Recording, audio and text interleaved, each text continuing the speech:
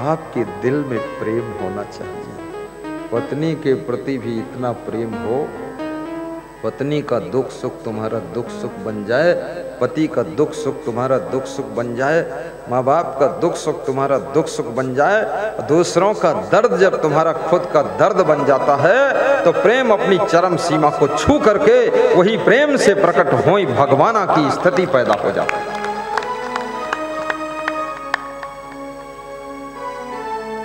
प्रेम ते प्रकट हों ही भगवान, गाओ। प्रेम ते प्रकट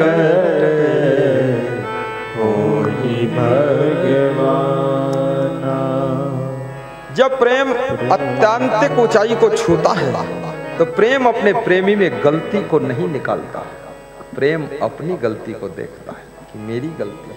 और जब प्रेम में थोड़ा सा कमी होती है तो प्रेम अपने प्रेमी में गलती को ढूंढता है, और जब गलती को ढूंढने लग जाते हो अपने प्रेमी में तो जो बचा खुचा प्रेम है वो भी खत्म हो जाता है, वो भी खत्म हो जाता है।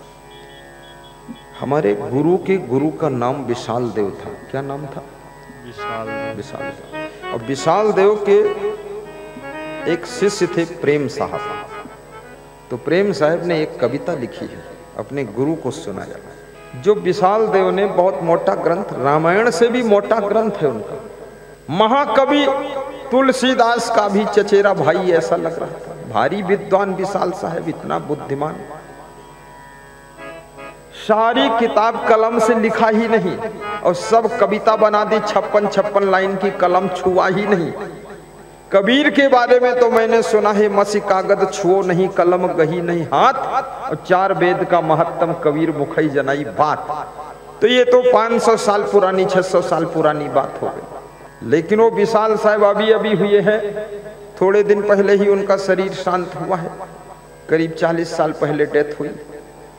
और हमारे गुरुजी ने उनके साथ रहकर भी देखा तो उन्होंने जो लिखा है कुछ लिखा ही नहीं। कविता बनाते थे, सुना देते थे, संत उनके शिष्य लिख लेते थे। करत करते अभ्यास यही जड़मत होत सुजान, रसरी यावत जात ही शिल पर बनत निशान। बिठाते रहो इनको कमांडो साहब, खड़े होकर बिठाओ। हाँ, सक्रिय रहो, ने बुढ़ापा जल्दी आ जाएगा, क्या फायदा। बिठाओ, हाथ जोड़कर इनके पैरों गिर जाओ माताओं बहनों के, कह दो देवी तुम ही तारोगी और कोई नहीं तार पाएगा। और क्या है, ये शीतला माता है, असली शीतला माता तो यही है।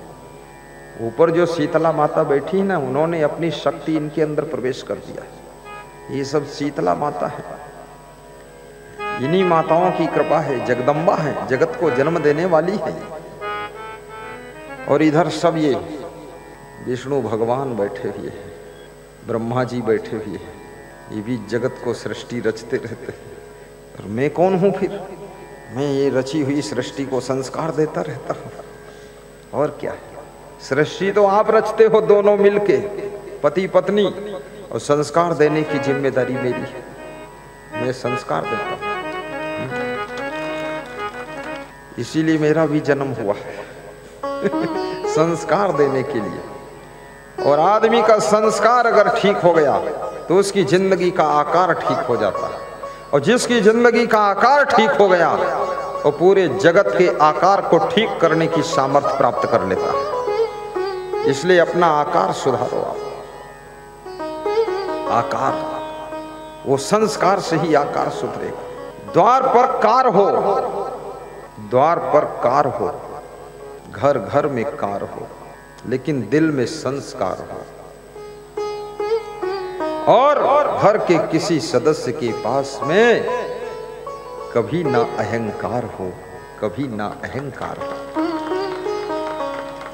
अच्छी से अच्छी कार में चलो, लेकिन अहंकार में तो बैठना भी खतरनाक है, अहंकार में खड़े होना भी खतरनाक है, अहंकार में लेटना भी खतरनाक है।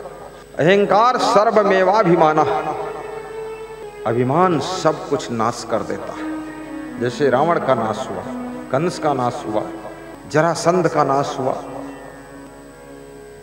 और बाली का नाश हुआ।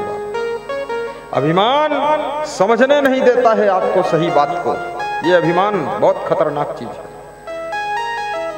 मंदोदरी ने समझाया रावण को, अभिमान की पहचान है वो किसी की बात को सुनता ही नहीं है, मानता ही नहीं है, समझता ही नहीं है, किसी की बात को स्वीकारता ही नहीं है, अपने मन की करेगा चाहे पूरा बर्बाद हो जाए। अभिमान की यही पहचान है। दूसरों से पूछता भी नहीं है और गुर्रा कर बोलता है, अकड़ कर बोलता है। एक स्त्री ने छत्तीसगढ़ में अपने पति से कहा, कंठी माला तुम भी ले लो। मैं पधरौनी गया था उसके यहाँ, उस स्त्री के मायके में भक्ति थी तो उसने कहा मैं गुरु मंत्र लूंगी। तो साइड में पति बैठा था, उसने इशारा दिया आप भी ले लो। तो इतने जोर से उसका पति गुर्राया है तो पत्नी की ऊपर की सांस ऊपर और नीचे की नीचे। तो मैं सोचा मर न जाए, तो हमने कहा ये रावण है। बोले रावण का बाप है, दुष्ट इतना है। बोले कैसे जिंदा हूं गुरुदेव, ये पति देव है। ऐसे मैंने देखा तो हमने आंख मूंद ली। हमने कहा जो होगा प्रलय होने दो, आंख मूंदो। कुंभकर्ण ने समझाया, रावण ने कुंभकर्ण से कहा तू मुझे शास्त्र ज्ञान देता है, मत कर यहां प्रवचन, निकल बाहर जा, जो कहता हूं वो कर। समझा समझा कर लोग थक गए, लेकिन समझ में नहीं आया। और ये भी याद रखना, जब आपकी पत्नी समझाने लग जाए, आपका पति समझाने लग जाए, आपके माँ बाप समझाने लग जाए, आपके सास ससुर समझाने लग जाए, आपका गुरु समझाने लग जाए, आपका शिष्य आपको कुछ सुनाने समझाने लग जाए, तो आप कृपया होश में आ जाइए। अगर होश में नहीं आए तो इतना बड़ा विस्फोट होने वाला है जिसको तुम संभाल नहीं पाओगे। बहुत बड़ा खतरा होने वाला। मंदोदरी क्या कहती है रावण से, नौथ लाए हो सीता को हर के, तेरी लंका का नक्शा बदल जाएगा। गाओ, जोर से गाओ, डरा मत, सीधे बैठो, थोड़ा ऊंचे होकर सीता को हर मनमनाहट गाइए। तेरी लंका भोजन कम खाइए, कभी सुस्ती नहीं रहेगी। झूठी भूख लगती है आपके पेट के भीतर, और झूठी भूख को सच्ची रोटी खिलाते हो, चौपट तो होगा। अभी मैं जब यहाँ आया था मुझे भूख लगी थी। हमने कहा अरे झूठी भूख, चुट्टी भूख, खाने को दूंगा नहीं कुछ भी, कोई भूख होक नहीं, सब दमदार शक्ति। झूठी भूख लगती है, आपको लगता है आप खाएंगे नहीं तो न जाने क्या हो जाए। और जितना कम खाओगे उतना बुद्धि प्रचंड रहेगी, जितना कम खाओगे चेहरे पर तेज रहेगा, और जितना कम खाओगे उतना ही चेहरे पर सुस्ती कभी नहीं आ सकती। जब भोजन जरूरत से ज्यादा अंदर पहुंचता है तो आपके चेहरे को सुस्त कर देता है, नींद फेंक देता है, गर्मी फेंक देता है, मुखमंडल एकदम भद-भद मोटा हो जाएगा, भालू की तरह। ऐसा लगेगा भालू बैठा हुआ, लाठी लेकर भालू आया ढम ढम ढम, और ढोल बजाता मेढक आया झम ढम ढम, सब ढम ढम हो जाएगा, छम छम हो जाएगा। हमेशा कम खाना, ये शर्त है। एक रोटी रोज कम खा लीजिए और वही रोटी उठा करके सत्संग में दान कर दीजिए। कितना, मुट्ठी भर चावल कम खा लीजिए, 2 रुपये की रोटी, 2 रुपये का चावल, 1 रुपये की सब्जी कम खाइए, 5 रुपये सत्संग के लिए बचाइए, और इस सत्संग में सदस्य बन जाइए, विश्व कल्याण सत्संग समिति के मेंबर बन जाइए, और 5 रुपये रोज बचाओगे, चलो बात खत्म होगी। 150, 12 डेढ़ 1800 बचे, साल में 1800। ये कितने लोग बैठे हैं? खड़े होकर बताइए। हेमराज कहाँ गए? चलो, कौन बताएगा? दिनेश गुप्ता कहाँ? चलो बताओ, कौन बताएगा? कोई नहीं बताएगा, हम खुद बता देंगे। झंझट खत्म करो। ये लगभग 3000 लोग हैं। अब 3000 सोचिए, 18 तिया 54, 5,40,000 की राशि इकट्ठी होगी। खाली एक रोटी का सवाल है, एक मुट्ठी चावल का सवाल है, और बीमार नहीं हो गए 20,000 रुपया दवाई का बचेगा। बीमार नहीं होंगे आप। पानी खूब पियो बस। नाथ लाए हो सीता को हर के। अधिक खाने से क्रोध भी ज्यादा आता है, अधिक खाने से काम वासना भी ज्यादा उमड़ती है, और अधिक खाने से आलस्य भी बहुत आता है, अधिक खाने से बीमारी भी बहुत आती है, अधिक खाने से बुद्धि का स्मरण कम हो जाता है और मरण का समय जल्दी निकट आता है। जल्दी मरोगे, ज्यादा खाओगे, जीवनी शक्ति घट जाती है, इसलिए कम खाना। भूखे भी नहीं रहना, ये भी याद रखना। बहुत भूखे रहने से बुढ़ापा जल्दी आता है, बहुत भूखे रहने से शरीर की सुंदरता खत्म हो जाती है, बहुत भूखे रहने से पेट के अंदर एसिडिटी की बीमारी बढ़ जाती है, पित्त बढ़ता है, एसिड बढ़ता है, गैस ट्रबल की बीमारी बढ़ती भूखे रहने से। भूखे रहने से पेट के अंदर कॉन्स्टिपेशन पैदा होता, कब्जियत पैदा होती, पेट साफ नहीं होगा। पानी कम पीने से प्रोस्टेट ग्लैंड की बीमारी पैदा होती है, पानी कम पीने से किडनी खराब हो जाती है, और पानी कम पीने से आपकी कॉन्स्टिपेशन भी पैदा होगा, कब्जियत पैदा होगी। पानी कम पीने से आपकी बुद्धि भी कम हो जाएगी। नाथ लाए हो सीता को हर के, तेरी लंका का नक्शा बदल जाएगा। साप दे देगी जनक दुलारी, दुष्ट पापी अधर्मी तू जल जाएगा। साप दे देगी जनक दुलारी, दुष्ट पापी अधर्मी तू जल जाएगा। श्राप दे देगी जनक दुलारी, दुष्ट पापी अधर्मी तू जल जाएगा। दुष्ट पापी अधर्मी तू जल जाएगा। मंदोदरी कहती है, हे नाथ। देखिए शुरू की पंक्ति में पति को नाथ कहती। गलती तो बहुत बड़ी किया है, दूसरे की लेडीज को भगा कर लाया है, फिर भी नाथ कह रही पत्नी, कितना आदर कर रही है। लेकिन दूसरी पंक्ति में कहती है, अधर्मी हो तुम मेरे पति देव, पापी हो तुम, दुष्ट भी हो तुम, किसी की सुनते भी नहीं। दुष्ट पापी अधर्मी तू जल जाएगा। पति देव के नाते नाथ कहा है, लेकिन दुष्कर्म के नाते उसको दुष्ट कहा है, पापी कहा है, अधर्मी कहा है। याद रखना, एक तरफ से इतनी कोमलता से बात कर रही मंदोदरी कि पति को चोट न लग जाए, और दूसरी तरफ से हथौड़ा की चोट भी मार रही, किसी तरह से सुधर जाए दुष्ट आदमी। याद रखना, जब आपकी पत्नी, आपका पति, आपके माता पिता, आपका गुरु, आपका खास भाई आपको डांटने लग जाए तो समझ लेना अब ये लास्ट सीमा आ गई है, इस लिमिट को पार मत करिए, सुधर जाइए, सावधान हो जाइए, अन्यथा विनाश होने वाला है। 1 लख पूत 1.25 लख नाती, ता रावण घर दिया न बाती, वो दशा होने वाली है, सावधान। नाथ लाए हो सीता के, तेरी लंका का नक्शा बदल जाएगा।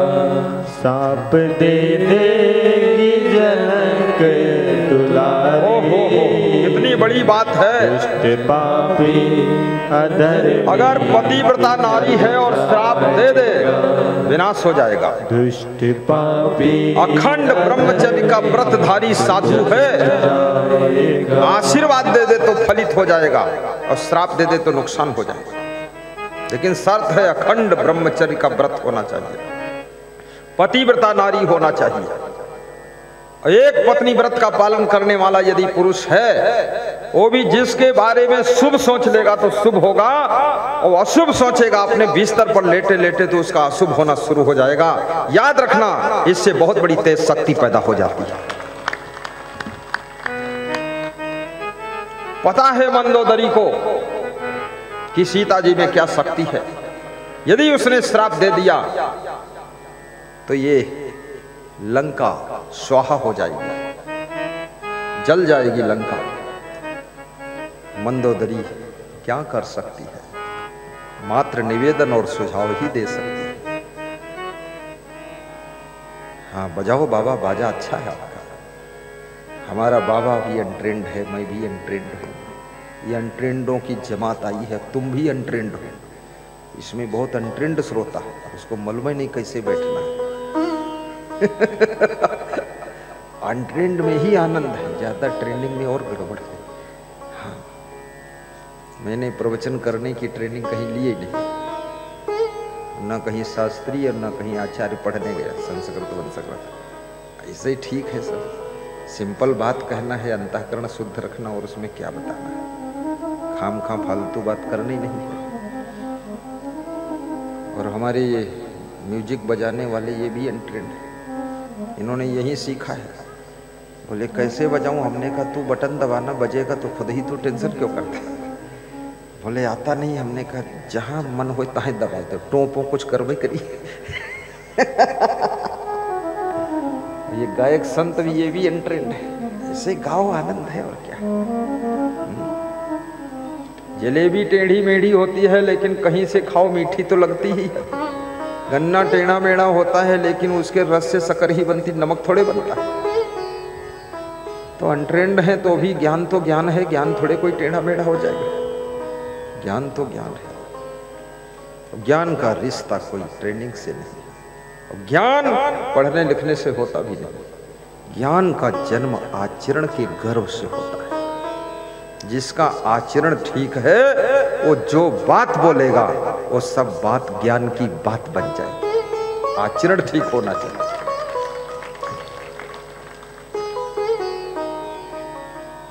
नाथ लाए हो सीता को हर के, तेरी लंका का नक्शा बदल जाएगा। तेरी लंका का नक्शा बदल जाएगा।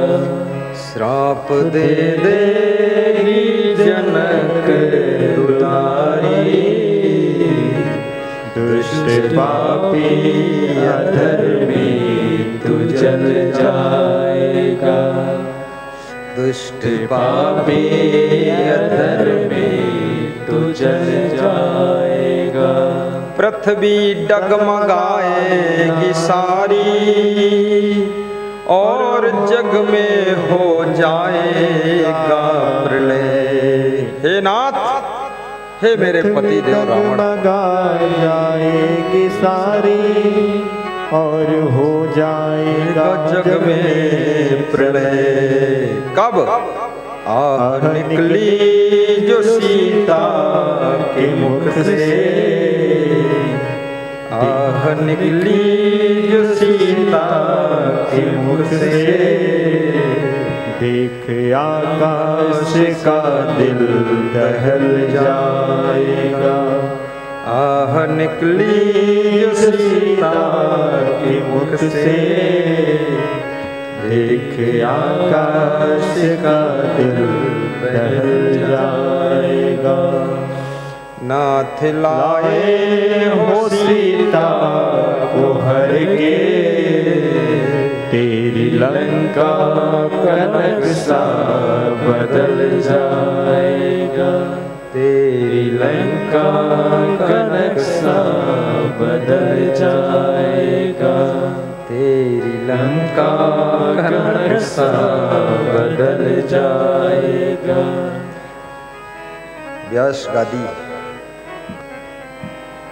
महान भक्त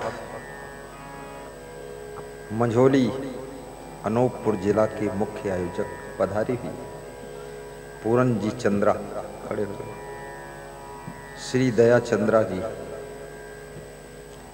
पिता तारादास चंद्रा, सहयोगी तीरथ त्रिपाठी, पंकज चंद्रा, सुनील चंद्रा जी का आगमन हुआ। व्यास गादी आशीर्वाद देती है, ताली बजा दो। ऐसा ही बड़ा समागम मंझोली में कराया था। दोबारा फिर कराएंगे, श्रद्धा है। आशीर्वाद देता हूँ। अभी मंझौली की ही याद कर रहे थे सब लोग। धन्य है आपका गांव। बैठो विराजो। चरित्रवान बनो। चरित्र तुम्हारी एक दौलत है। महान बनो, जहाँ जाओगे वहाँ सम्मान पाओ। गुणवान बनो, अपनी योग्यताओं को बढ़ाओ, सामर्थ्य को बढ़ाओ, क्षमताओं को बढ़ाओ, कलाओं को बढ़ाओ। तुमको आगे से बुलाया जाएगा। गुण के ग्राहक सहस्र नर, गुणा पूजा स्थानम न च वयम लिंगम। गुणों की हर स्थान पर पूजा होती है। जाति की पूजा नहीं होती, न उम्र की पूजा होती है। कलाकार भी बनो, नाना प्रकार की कलाएं सीखो, नए नए तरीके से काम करना सीखो। कम समय में अच्छी क्वालिटी में काम पूरा हो जाए, ऐसा सीखो। वो तरीका छोड़ो जिसमें समय डबल लगता है। नए तरीके की खोज करो जिसमें आधे से भी कम समय लगता है। मैनेजमेंट अच्छा करो, डिसीजन सही लो। डिसीजन लेने से पहले 10 लोगों से पूछ लो जो तुम्हारे हित चिंतक है,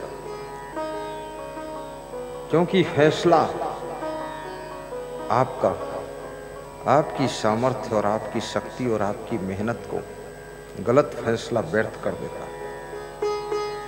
सही लिया गया फैसला, आपके द्वारा उठाया गया एक कदम भी मंजिल के निकट पहुंचता है। जल्दबाजी में डिसीजन मत लो। सोच समझकर बारीक पॉजिटिव और नेगेटिव सभी पॉइंटों पर दृष्टि डालकर तब डिसीजन लीजिए। केवल लाभ लाभ मत देखिए, हानि भी देखिए। किसी कार्य को करने से पहले नुकसान क्या क्या हो सकता है, हमारे पास में वीक पॉइंट कौन कौन है, हमारी कमजोरियां क्या क्या है। एक सज्जन ने जिला स्तर पर रेडीमेड स्टोर की दुकान खोली। पैसा कहाँ इन्वेस्ट करना है ये बुद्धिमानी सीखो, बुद्धि कहाँ लगाना ये भी समझो, मेहनत किस पॉइंट पे ज्यादा करना ये भी समझो, बात कहाँ पर करना कहाँ नहीं करना इस बात को समझो। उन्होंने 4-5 करोड़ रुपया लगा दिया, बड़ी रेडीमेड की दुकान खोल दी। लेकिन अपनी एक कमजोरी को नहीं समझा कि वे देर तक सोते थे। उस देर तक सोने वाली कमजोरी आदत और आचरण भी ठीक नहीं था। रेडीमेड स्टोर की दुकान चलाने निकले हो, आचरण ठीक नहीं होगा, कैसे तुम चला पाओगे। 4 करोड़ लेकर डूब गए। पिताजी टेंशन में आ गए, माता अलग टेंशन में, पूरा घर टेंशन में, बेटा सस्पेंशन में, बेटियां फैशन में और दादा दादी पेंशन में, पूरा घर रिएक्शन में। सब बुराई कर रहे हैं, दुष्ट है, बर्बाद करते हैं। यदि आपको सुबह जागना नहीं है तो आप बहुत बड़े कार्य की जिम्मेदारी मत लीजिए, बहुत बड़ा डिसीजन लेकर करोड़ों रुपये मत डालिए। खूब सोइए, क्या फर्क, कौन मना करता है। रात दिन सो, आंख खोलो ही मत। स्टाम्प पे लिख दो कि आंख नहीं खोलूंगा, मत खोलो। खाओ भी मत, पियो भी मत, सोते ही रहो, स्नान भी मत करो। लेकिन जितने आलसी होते हैं वो खाने में बड़े होशियार होते हैं। सबसे पहले खा लेंगे, वो सोचते खत्म हो जाएगा तो मिलेगा नहीं, दौड़ के खा लेते। आलसी भी मेहनती बन जाते हैं, बड़े पुरुषार्थी। कपड़ा अच्छा पहनना चाहते, काम कुछ नहीं करना चाहते। सवेरे 9 बजे तक सोना चाहते हैं, और सोचते हैं कि बादल से सोना बरस जाए, पानी क्यों बरसा? इंद्र भी बेवकूफ़ है, सोना बरसाना था। कम से कम मेरे आंगन में बरसा देता सोना, दूसरों घर में पत्थर बरसाते, कोई बात नहीं। बेईमान नंबर 1 के ऐसा कुछ होने वाला नहीं। यदि आप अपने आलस्य को नहीं छोड़ सकते हो, अपनी आदतों को सुधार नहीं सकते हो, वीक पॉइंटों को करेक्ट नहीं कर सकते हो, तो आप इतना बड़ा डिसीजन मत लीजिए कि पूरा घर आपका डूब जाए। बस आप साधारण ही काम करो।